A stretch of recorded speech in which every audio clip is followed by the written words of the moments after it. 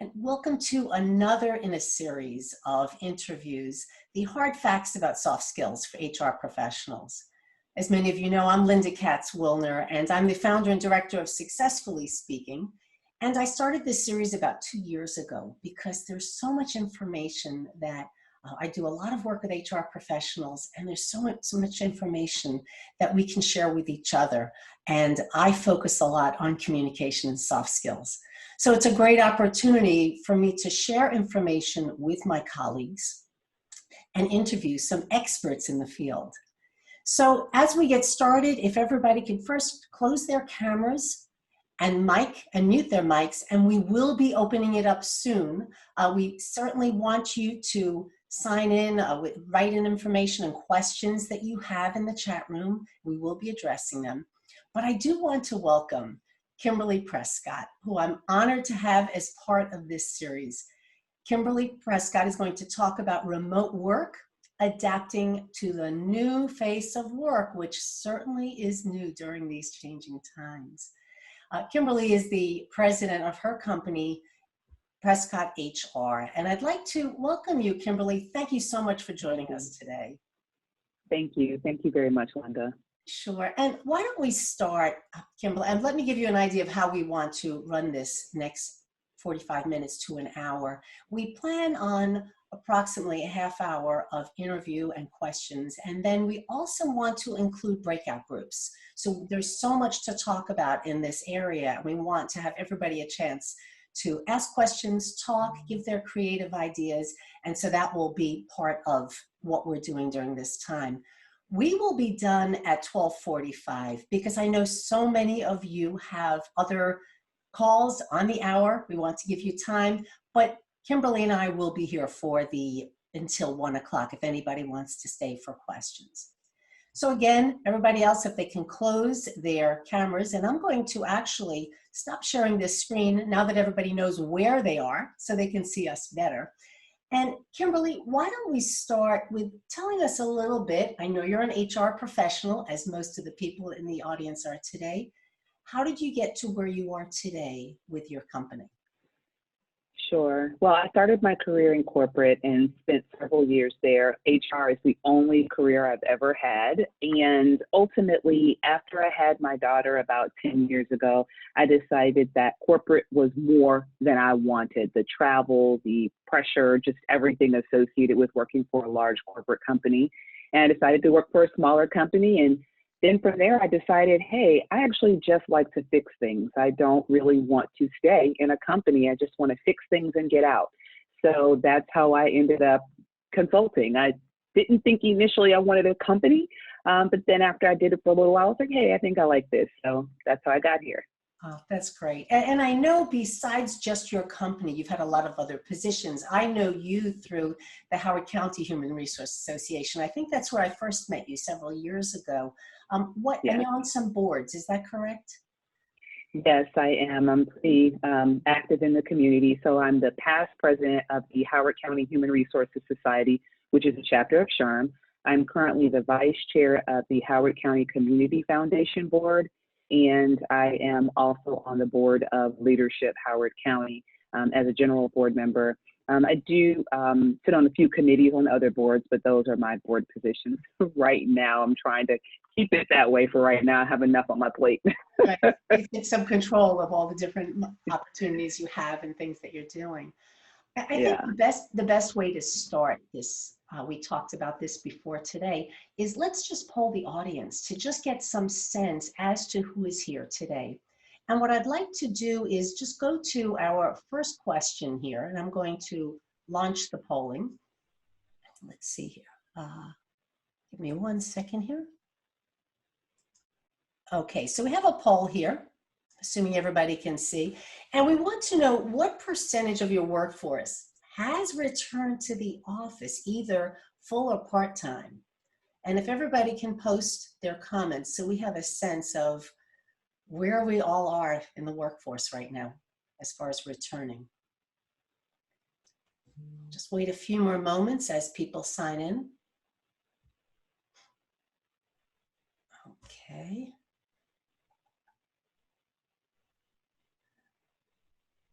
Interesting.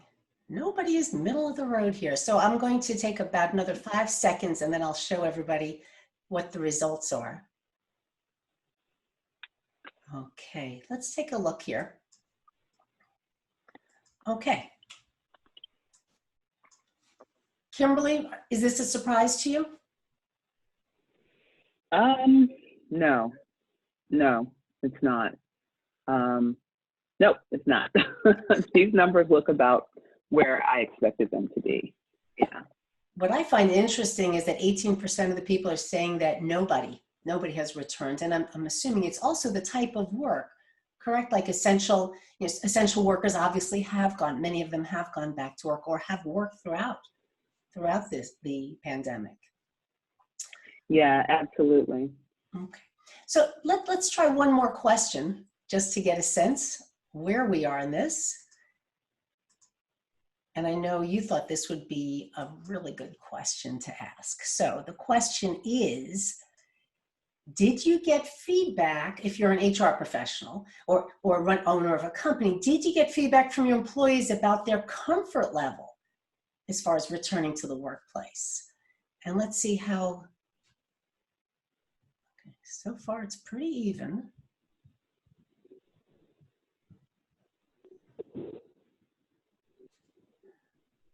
Okay, so let's see, I'll wait a little bit more till we get about 75% responses.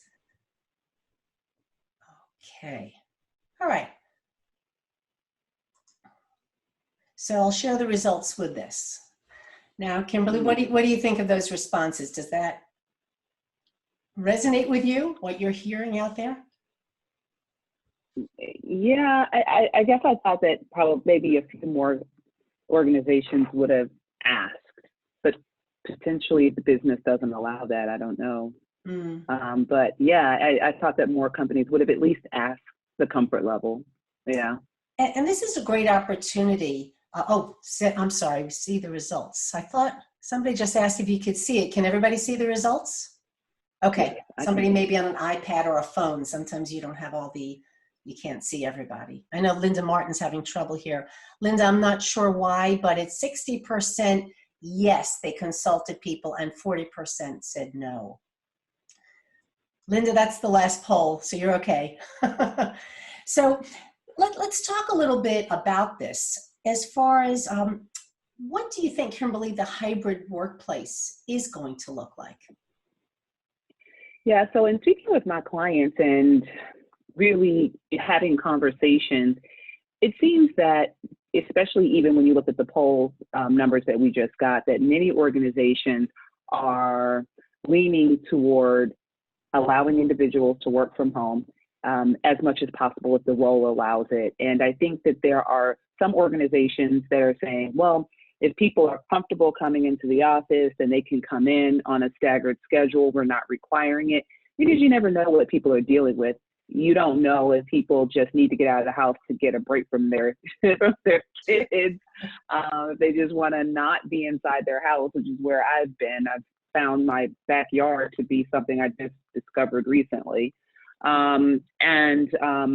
I think that based on what I'm hearing, that people are going to either say, you can just work from home, or if you want to pop into the office, you can pop into the office. And I think that that's important, because we need to have some balance. I mean, I say jokingly, people want to get out of the house from being with their kids, but what we also have to be aware of is that there are a lot of things that are happening in people's households that we are not aware of. So people could be in the home with their abuser. There could be a variety of things that are happening in their home that we need to be aware of. So, I've had some clients that are like, well, we're not requiring people to come into the office, so do I have to allow people to come into the office? And while you don't have to allow that, you don't have to. We just need to be aware that there may be some other needs that people have that, if it wouldn't be burdensome to the company to allow people to come in, they may want to consider it. I actually just saw on LinkedIn today, and I'm not sure when this news was actually posted, but on LinkedIn it was today, that Siemens Corporation, which is a big company, had made the decision that they'll never make people come back to work, that it's up to them how they want to work. So do you see that that trend may start happening? I do think that it has opened the eyes to a lot of executives, because when we really think about the fact that previously there were a lot of organizations that, work from home was really just an option if you were on some type of leave that didn't allow you to come to work. And so they weren't really open. Unfortunately, there were still what I will call and I say this just purely from my perspective, the archaic thought that if you're not physically in the office, you're not working, which I will say anytime that FaceTime is a horrible metric for productivity, and that's really what we need to be measuring. And so now that people see that people can get work done, yes, it's a little bit of more of a heavy lift for the managers on the front end to identify what are the metrics, what does the work look like, how do I manage that? But once you have that, then the work can get done. It can get done remotely. And I saw in a DBJ article that the commercial real estate industry is really thinking about, well, what does that mean? Because now so many businesses are saying we might want smaller spaces. I think that we will probably see an increase in some of those space type environment, the Regis type environments where there's just pop-in desks, pop-in conference rooms, because I do think that there are going to be a lot of organizations that are not going to have the traditional workspace that they had before, because this has shown us that we can do work in a different way. Again, the key piece of it, of course, is going to be how are we measuring productivity? Again, I had a client that told me recently, he's like, I don't like the fact, he has an employee that moved out of the state. And he's like, I don't like the fact that I don't know what she's doing all day. And I asked him, I said, well, is she achieving the goals that you've created for her? He's like, but I just want to know that she's not at the park with her kids. And I asked him, I was like, well, why does it matter? Why does it matter if she's at the park with her kids? If she's meeting the goals that you've set for her, she's a salesperson, outside sales at that. And I'm like, well, you don't know what she's doing anyway.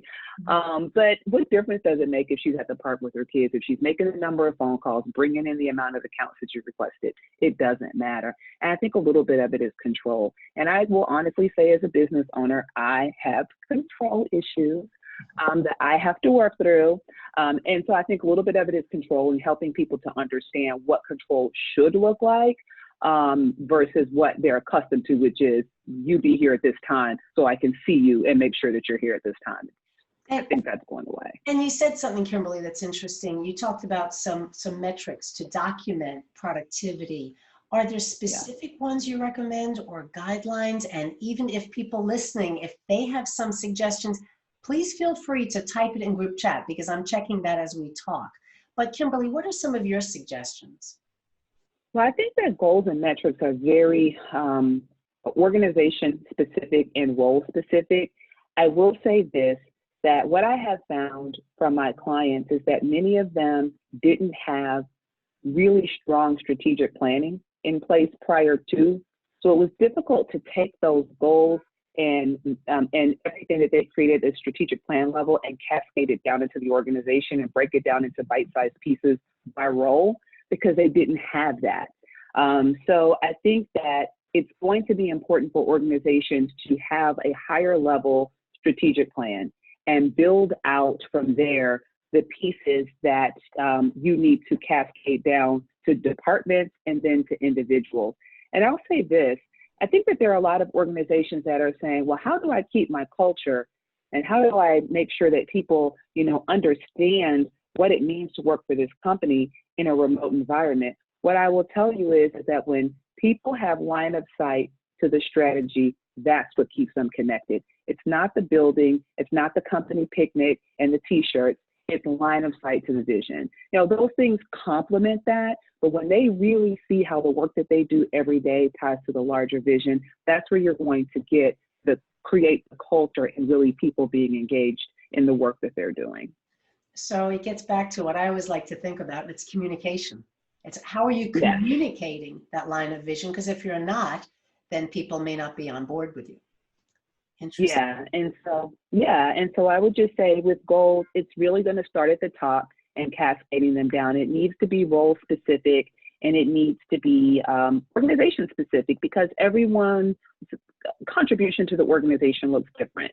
And I think that's what we need to be measuring. It's unfortunate that it took a pandemic for people to understand how to measure performance, but that's really what we need to focus on, not butts and seats. That's not how we measure whether people are getting things done. Because I know I've been on so many Zoom calls since, and just networking calls since this pandemic began. And so perhaps some people are getting on all those calls to show productivity, that they're doing something, but is that doing something in line of vision for their organization? Except for this one, because this is helping you. This Yes, is of absolutely course. helping you right now. Yeah. Oh, of course, not the, but I'm talking about the networking ones where every day you pop onto them and everybody's introducing each other, and it's great opportunities, especially if you're in business development. But the question is, filling your time with meetings doesn't necessarily mean you're being productive. It doesn't. And I will tell you, at the beginning of the pandemic, we were all trying to, I guess, figure out what that meant and what that looked like. I will say I completely fried my brain the first 4 weeks of the pandemic, just back to back to back. And I had to take a step back and assess, okay, really where, the same thing that you do any other time, where am I getting my ROI? Is this hour that I spent, am I getting anything from it? And the other thing that we had to do was really identify how is it different? When you're standing in front of someone and having that exchange, it looks different, because when you're on a screen like this in the Brady Bunch view, you don't get to have those individual conversations. So being strategic about listening to who's who and then identifying who you're going to follow up with, because now the networking is truly one-on-one when it's effective, or those conversations or meeting with managers. Because if you're on this type of call within your organization, you're still going to have that, let me have this separate conversation with you, and being intentional about that, which goes back to communication. And I encourage people, because I know a lot of my clients will say, well, we're having meetings and we're sharing information, but we're not opening up our cameras. And I think there's an important part where you do need to look at that person and see their reaction. And especially a one-on-one, that's a great opportunity to open the cameras and keep both people engaged. Whereas in some of the sessions, and again, everybody's camera's off right now, so we don't know what they're doing. But if it's an important meeting, a team meeting, you want to know that people are engaged in those moments. And so I think that visual in those cases is important. In some of the other meetings, it's overwhelming to be watching 20 people on the screen. Yes. I think there has to be some type of balance. And I saw there was a comment in the chat about micromanagers in the Zoom time, and I do think that there's some element of the micromanager wanting to continue to manage through Zoom, and so I think this again continues to be an opportunity for us as HR professionals to help our managers to understand the difference between management and supervision, and leadership and management. Like, at a certain point in your career, you don't need someone to supervise you, right? You need someone to help lead you and make sure that you have the support that you need, and that they are removing barriers and hurdles for you. That's what you need. And for someone to give you guidance on, in this situation, this is what I would recommend. And so I think that this is an additional opportunity for us to really help build that line of managers, because I know that we all know that everyone who is a manager is not equipped with the tools that they need to manage, and surely not to lead, right? So this is going to be a great opportunity for us to make sure that we're helping with that. We're helping to develop those competencies. And sometimes you can't do that. Marcus Buckingham said you can't put into someone what they don't have. So having those difficult conversations around, should this person actually be a manager, particularly in this remote environment. So really honing people's leadership skills. At all levels of the organization. What do you see as some advantages of the remote workspace? Or do you? I do. I think that this allows, there are some people who thrive with when they are autonomous, and when they're allowed the autonomy to do the work the way that they want to get it done. And this is a time where the people who are autonomous will shine. I definitely know there are people who aren't great at it. My husband is a prime example. He just cannot manage. He just can't do it. He can't get the discipline to get it done. But for those of us that can, that know how to sit down, put our heads down, get the work done, I think this is a great opportunity. What I'll also say, which is a double-edged sword, is that we are now in a time where we're just trying to keep the business running and keep things going the way that they need to go.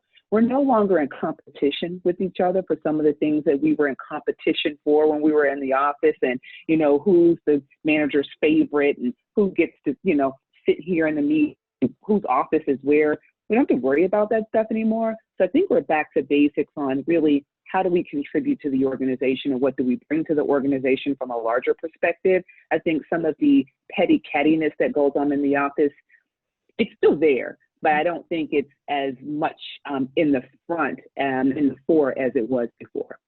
Well, it's interesting, Kimberly. This morning, I must have been reading a lot this morning, but this morning I saw another article that spoke about the fact that introverts are thriving during these times, especially on these Zoom meetings, because you don't have to be the loudest person in the room. You have to be the person who directs well and delegates well and gets jobs done. And so they're finding that it's taking away some of the challenges that some introverts might have, because when they go to that meeting, they're not comfortable speaking up. So I think that could be another positive aspect of it.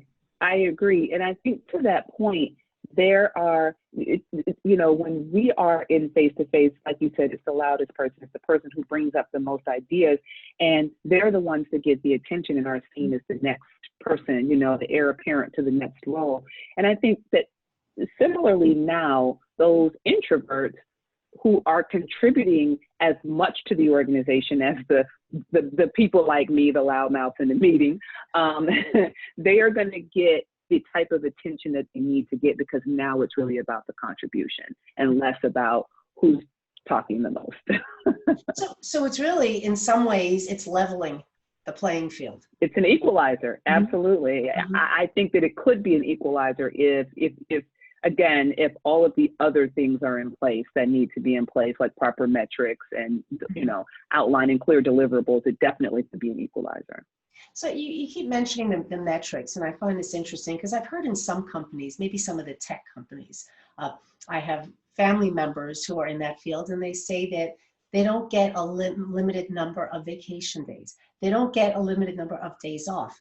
They just have to get their projects done. And I found that amazing, because usually you're used to what are your benefits, and it's a certain number of days. So I'm assuming some businesses have already been there before the pandemic. And it seems to go along with what you were saying, is if you have the metrics, you know they're getting the job done, why do you have to micromanage and make sure they're in the office at all those moments? So I thought that was an interesting way to look. It is. And I think that, as is the case with a lot of things, it's going to take time for organizations, and quite honestly, certain leaders to buy into that. Leaders were forced to buy into remote work in this situation. And so I think that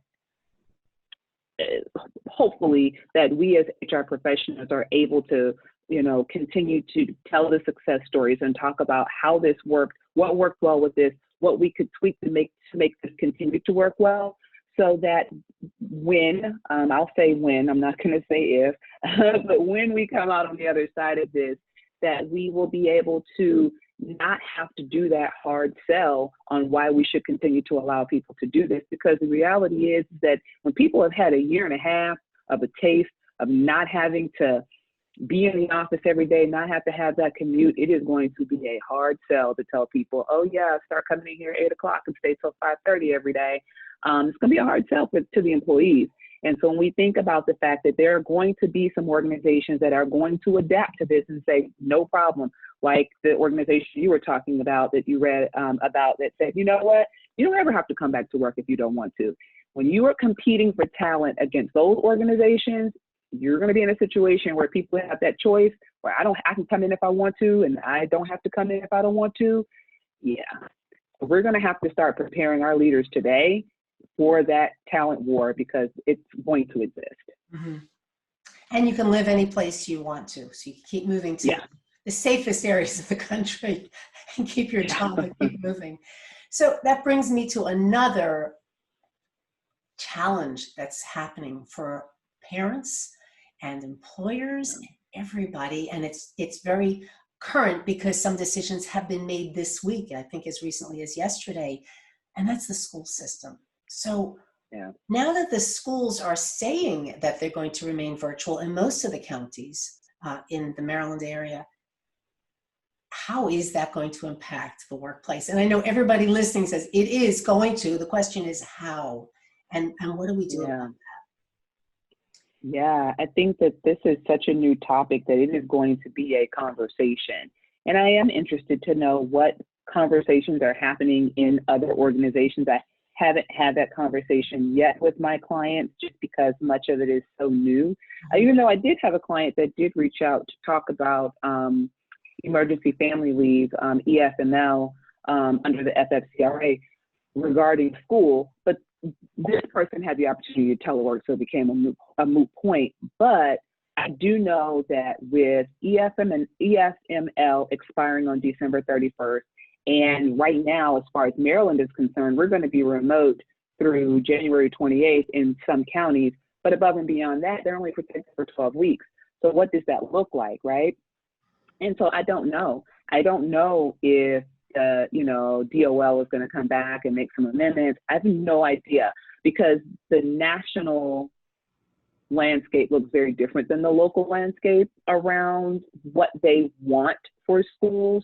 So I don't know if we're going to get national legislation to support that. So what does that mean? Is Maryland going to do something? I don't know. I think that legislation is going to help drive some of those decisions because at the end of the day, we are where we are with school. School is what it is. So I think that we are going to need to have some local state legislation to help drive employers to support employees. I think there are some employers that are going to want to naturally support their employees. And I think there are some that we may need to help them with legislation. And then there's the public school versus the private school, because I think I've heard some of the private schools are opening up. What is that going to mean? Yeah, so right now, I definitely understand because right now there are some private schools, but I think those private schools, I can speak specifically in my case, made the decision prior to the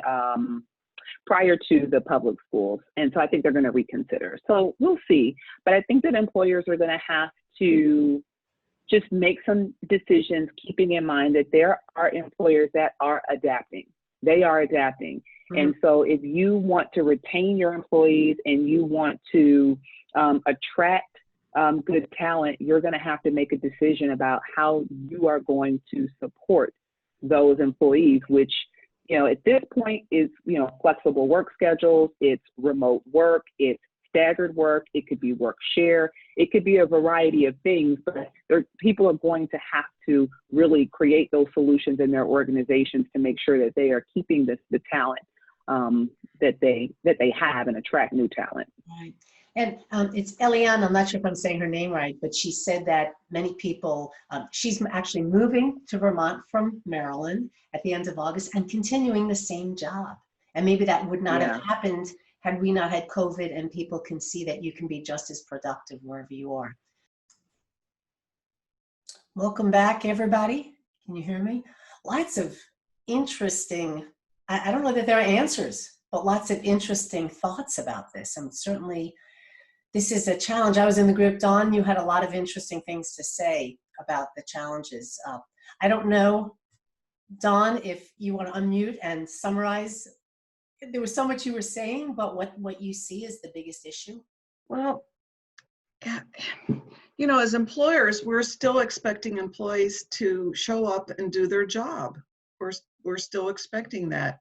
And for exempt employees, well, there's a little bit of we're able to give a little leeway, but with the non-exempt, and I work in a union world, it gets a little trickier, and we're being held by labor laws and wage and hour laws, and so so that becomes a little tricky when you've got a large workforce and not all of them have kid issues. So how come this person's getting some consideration. Hey, I would like to be able to take care of my dog. Or I just need to be able to sleep in.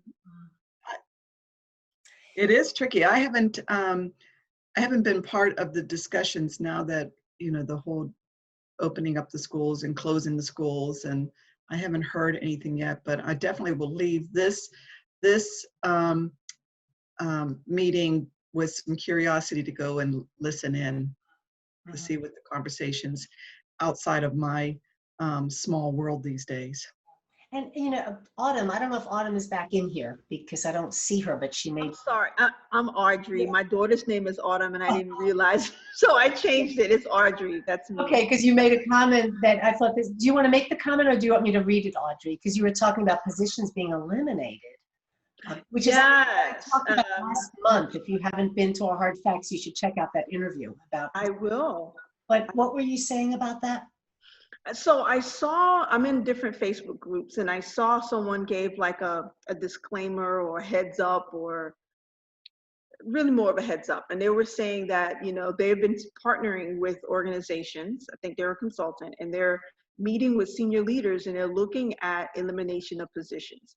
So they're looking at people that are underperforming. They're looking at what can they do to eliminate a position per se. And I'm like, it happens. We're in HR, we know it happens, but, going back to Kimberly's point, from what I remember, just really helping leaders to understand and really train them.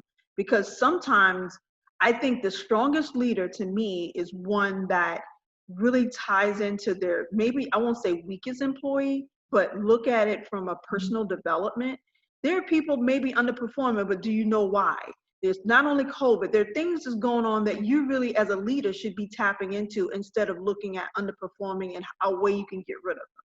And when I look at companies like Macy's, that they got all of this money that they paid out their senior leaders and eliminated so many positions, that is not an employer of choice.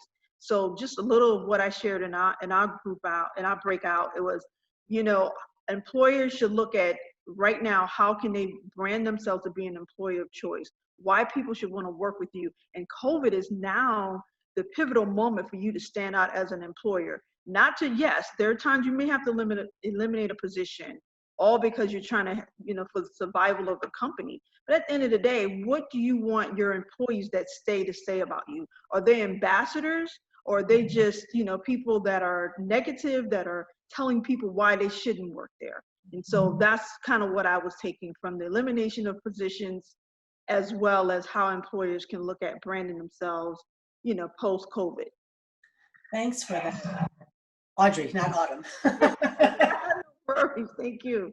Kimberly, is there anything you wanted to respond to with that? Because I know we have one more breakout. If people want to stay beyond 12:45, there was a really interesting breakout that we can do for the people who want to stay. But Kimberly, did you have any other thoughts about that? No, I absolutely agree with Audrey's statement. That's one of the things that I've been telling my clients. People are going to remember how they were treated during this time. And so it's really important that whatever decision we make, we always make sure that we execute it to ensure that the individual continues to have dignity. One of the things that also made me think about was somewhat the net promoter score. Like if you're not a promoter, you're a detractor. And that threshold is very, very low. Like it's like 2 or 3 points and then you're a detractor. Just thinking about that, even if you aren't using net promoter in your organization, just thinking about, just the general principles of what net promoter brings to the table around what your detractors look like, because they absolutely do remember how they were treated during this time. Of course, I want to thank Kimberly for everything that she's facilitated here and the great answers that she's had. But I do want to mention that we do this every month. And next month, we are going to have Kashana Holland. This is going to be another phenomenal session because she's going to talk about using emotional IQ for challenging conversations. And then following that in September, we're going to have Kathy Lindstrom, who used to be director of HR at a major company, who is now an independent executive coach, talking about, do you need, because she always thought that she was coaching as an HR professional, and then she became an executive coach. So she wanted to talk about some of those differences. So there are a lot, every month we have something. Get on the mailing list. I will be sending you information so you have it. Before we go into the breakout room, I would like to thank Kimberly so much for all of the information, the relevant, the current, the informative information that you have given us and shared with us, the audience here today. So thank you for that, Kimberly. We've used almost every minute of the hour. Kimberly, is there anything else? Thank you so much. I know a lot of people came because it was you who I was interviewing, and I thank you for that. Is there anything else that you wanted to say in closing? No, just thank you all. I did put a link as well to my COVID resources page that's on my website. So I've provided a lot of resources for organizations on how to manage return to work, as well as requests for people who need to go out on COVID leave. So a lot of regulations, documents, request forms, sample policies, et cetera. So you can definitely feel free to use those. And I will send that out in that follow-up email as well, so people have that resource page as well, and hopefully we can share these ideas. Well, again, thank you everybody for joining us on this webinar. This was great. It was timely, and I know a lot of people walked away with a lot of good ideas, and some people even said in the group, there are more questions now they need to really think about, even especially about children in schools. So thank you everybody. Look for the follow-up email, look for the next month series that we have, the next webinar series, and everybody stay healthy, stay safe, and be well. And thanks again. Right, thank you. Okay. Bye.